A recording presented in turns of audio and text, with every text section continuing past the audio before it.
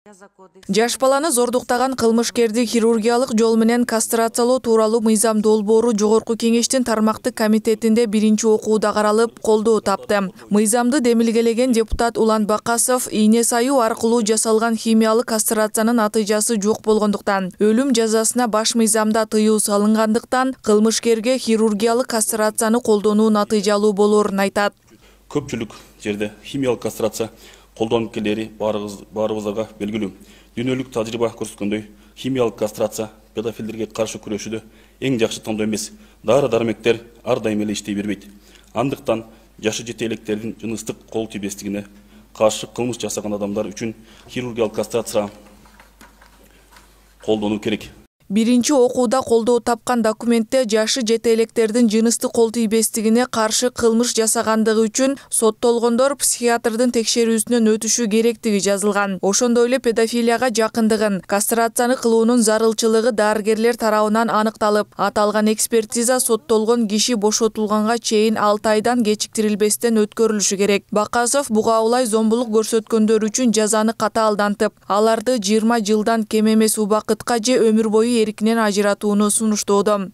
Мекемелеринде өзүнүн ооруканасы бар, ошол жерден кылынат. Депутат Марлен Маматалиев бачабаздарга чара көрүүнү мыйзамдаштыруунун экинчи этабы башталганын билдирди. Ал буга чейин педофилдерге мунапыс бербей, качан болбосун аларды жоопко тартуу, психикалык жактан жабыркадым деп жоопкерчиликтен качпоо жана өмүр бою эркинен ажыратуу каралганын айтып, учурдагы документ атайын өзүнчө сунушталып жатканына токтолду. Буну биз биринчи мыйзамга кошпогонубуздун себеби биз ошол вето болуп калабы, өтпөй калабы деген коркунуч болгон да. Эми азыркысын бир формировка мен өткөзсө болот. Кандай деген? Дароо эле кастрация эмес, бир кандайдыр бир баягы бул өмүр бою эркинен ажыратылып атпайбы, ал жакта отуруп атат. Демек ал жакта изоляцияда болду, бүттү.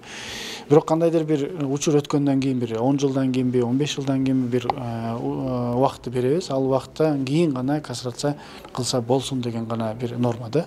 Дароо эле кылып эмес. Сиз айткандай баягы эгерде ал күнөөлүү болбой калсачы, тарыхта билебиз канчалаган ушундай окуялар болгон, анын күнөөсү аягына чейин аныкталбай эле кийинчерээк ал күнөөлүү эмес деп чыгып калгандар болуп калышы мүмкүн. Ошондой тобокелчиликтер болуп калбаш үчүн биз аны убактысын мөөнөтүн узартып, бир отургандан кийин, бир 10-15 жылдан кийин гана ошол кастрациясын кирсин деген бир механизм каралып атат да. Маматалиев бул практика Казакстан, Украина, араб мамлекеттеринде колдонуларын кошумчалады. Деген менен сунушталган документ баш мыйзамга каршы келери да айтылууда. Мындан улам эл өкүлдөрү мыйзамда конституцияга каршы келген жерлерин карап чыкса болорун. Бул ишти сот органдары адилеттүү карашы маанилүү экенин айтышат. Алар концепциясын кабыл алышты азырча.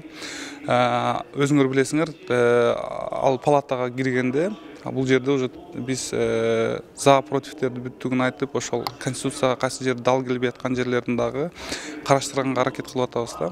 Ал боюнча дагы кечээ эле биз ошол сүйлөшүп отурганбыз. Өзүнүн кесиптештери менен суроолор көп. Чыныгында коомчулукта аябай көп ушул маселе боюнча дагы суроо талкуулап атат. Не дегенде ушул педофилдерди биз жоготушубуз керек болуп атат да. То есть буларга жол бербеш керек ушундай кылмышка баргангачы. Негизинен депутаттардын көз карашында ошолор. Ушул жаш алсыз балдарыбызга, кыздарыбызга болгон мамилени алдын алуу.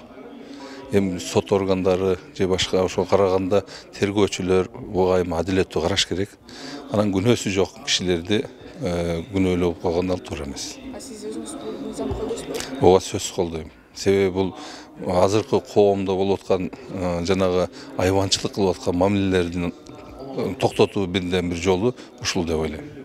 Ал эми Балдарды коргоо лигасынын жетекчиси Назгүл Турдубекова кастрация мыйзамы жашы жетелек балдарга жыныстык зомбулукту токтотот дегенге кошулбайт. Анткени Кыргызстанда балдардын укугун коргой турган бир да социалдык кызматкер жок болгондуктан аталган документ балдар үчүн иштерине ишеним артпайт. Бүгүнкү күнү Кыргызстанда ушундай зомбуктар көбөйүп атат. Себеп балдар ата энеси деген миграция кеткен учурда бир жолу, анан башка учурда, мисалы үчүн анализ кылсак, көп учурда балдар жалгыз калып калган үчүн, социалдык кызматкерлер тарабынан көңүл бурулбаган үчүн, ата энелер үйрөтүлбөгөн үчүн, балдар өзүлөрү дагы өзүнүн укугун кантип коргош керек экенин үйрөтүлбөгөн үчүн, ошондуктан бүгүнкү күнү бизде педофилия көбөйүп келатат. Эгерде ошол эле каржылоо министрлиги жанагы социалдык кызматкерлерди, балдардын укугун коргой турган социалдык кызматкерлерди бала кайсы жерде болбосун, айылда болобу, шаарда болобу, ошо карата каражатты бөлүп туруп, мисалы үчүн Кыргызстанда бизге 1000 социалдык кызматкер керек да. Именно ошо баланын укугун коргой турган, коопсуздугун түзүп бере турган. Ошолорду көбөйтүш үчүн каржылоо маселесин чечип бергенде, анда бизде педофилия дагы жокко кетмек да. Тилекке каршы бүгүнкү күнү бул мен ойлойм бул популисттик.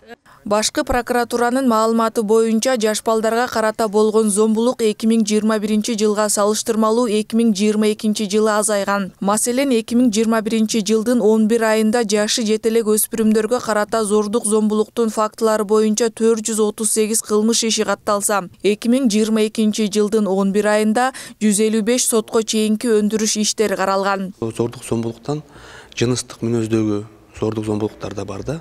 Ал боюнча 2022 жылы 155 кылмыш иш козулгон. Балаларга зордуктоо кирет, ыплас аракеттер кирет, сексуалдык мүнөздөгү аракеттер кирет. Бүт категорияда ошо кылмыш жаза кодексинде көрсөтүлгөн категорияда кылмыштар бар да.